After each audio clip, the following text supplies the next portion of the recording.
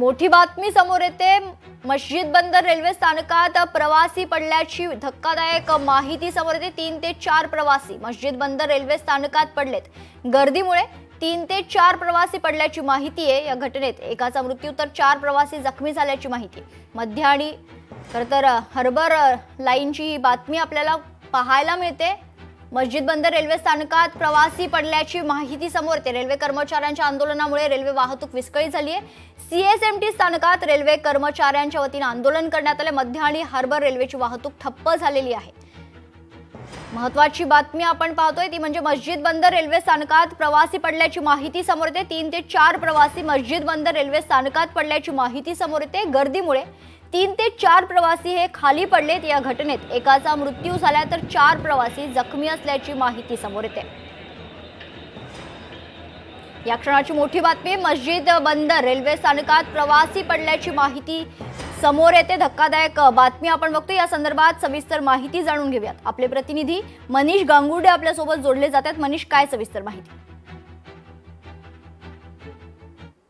Chhatrapati Shivaji Maharaj railway station जे आहे त्या स्टेशनच्या इथे मोठं आंदोलन करण्यात आलं होतं रेल्वे कर्मचाऱ्यांकडून।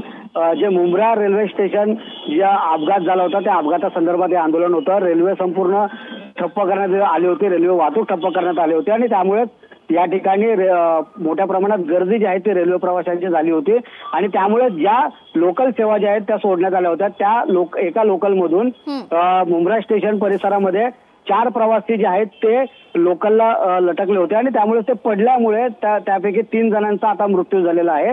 या गर्दीचा फटका जो आहे तो आता त्या 3 प्रवाशांना बसलाय। त्यांचा मृत्यू या ठिकाणी झाल्याची माहिती आता सध्या सांगितली जात आहे।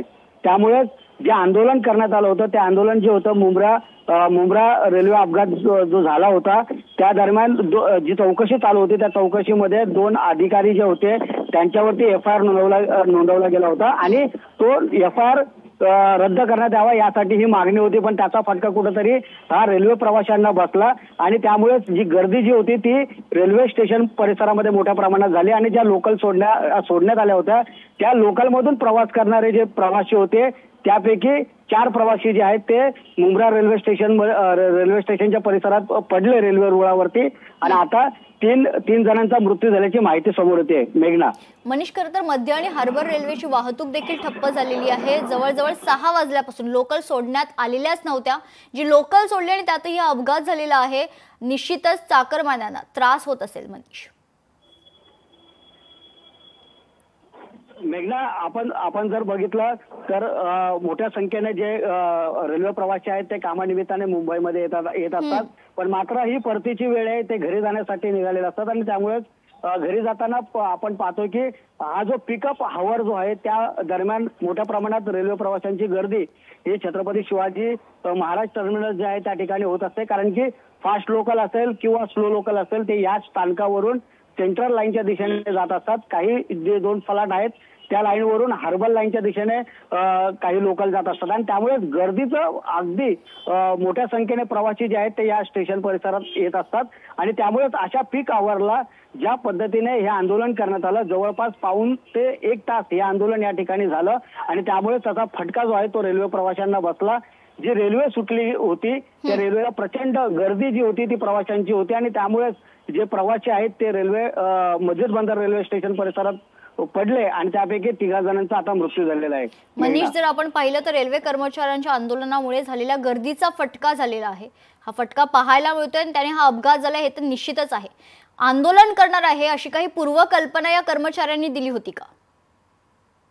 आपण जर जो रेल्वे स्टेशन परिसर आहे त्या परिसरामध्ये जिथे मोटरमॅन जे आहेत ते ज्या ठिकाणी बसतात त्या ठिकाणी एक मोठा फलक आहे, सूचनांचा फलक आहे। त्या फलकावरती या संबंधित माहिती जी होती ती देण्यात आली होती। पण मात्र ही चर्चा जी आहेत जे आंदोलनकर्ते आहेत आणि अधिकारी जे आहेत रेल्वेचे यांच्यासोबत चर्चा करण्यासाठी पाऊण तास लागू शकतो आणि ते देखील पीक आवर मध्ये की ज्या वेळेस मोठ्या संख्येने रेल्वे प्रवासी हे रेल्वे स्थानकात येत असतात आणि त्यानंतर हे आंदोलन होतं आणि आता रेल्वे या आंदोलन करतानावरती काय कारवाई करणार आहे कारण की पुन्हा एकदा याचा फटका जो आहे तो रेल्वे प्रवाशांना बसलाय आणि त्यात 3 रेल्वे प्रवाशांचा मृत्यू झालेला आहे. निश्चित. धन्यवाद मनीष, आपण दिलेल्या सविस्तर माहितीसाठी. तर मस्जिद बंदर रेल्वे स्थानकात प्रवासी पडल्याची माहिती समोर येते. 3 ते 4 प्रवासी मस्जिद बंदर रेल्वे स्थानकात पडले आणि या गर्दीमुळे हे जे प्रवासी खाली पडलेले आहेत या घटनेत एकाचा मृत्यू तर 3 प्रवासी जखमी झाल्याची माहिती समोर येते. सविस्तर माहिती जाणून घेऊयात. आपल्या प्रतिनिधी भाग्यश्री प्रधान आपल्यासोबत जोडल्या जात आहेत. भाग्यश्री, काय महत्त्वाची अपडेट?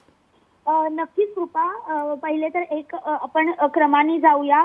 खरं तर 4 वाजल्यापासूनच मोटारमनने आंदोलन सुरू केलेलं होतं आणि मोटारमनने इतकंच नव्हे तर इंजिनियर देखील त्याच्यामध्ये होते या आंदोलनामध्ये. आणि त्यांचं जे म्हणणं होतं ते मुंब्र्यामध्ये जे ऍक्सिडेंट झाला होता त्याच्यावर 2 इंजिनियरवर गुन्हा दाखल झालेला होता आणि तो गुन्हा जो आहे तो मागे घ्यावा यासाठी त्यांनी आंदोलन केलं होतं. 4 वाजल्यापासून सुरू झालेल्या या आंदोलनाचं त्यांनी तीव्र स्वरूप केलं. संध्याकाळी 5:30 नंतर जवळपास 5:50 वाजता सगळ्या ट्रेन ज्या आहेत CST वरनं सुटणाऱ्या त्या बंद झाल्या. या वेळेतच जे नोकरदार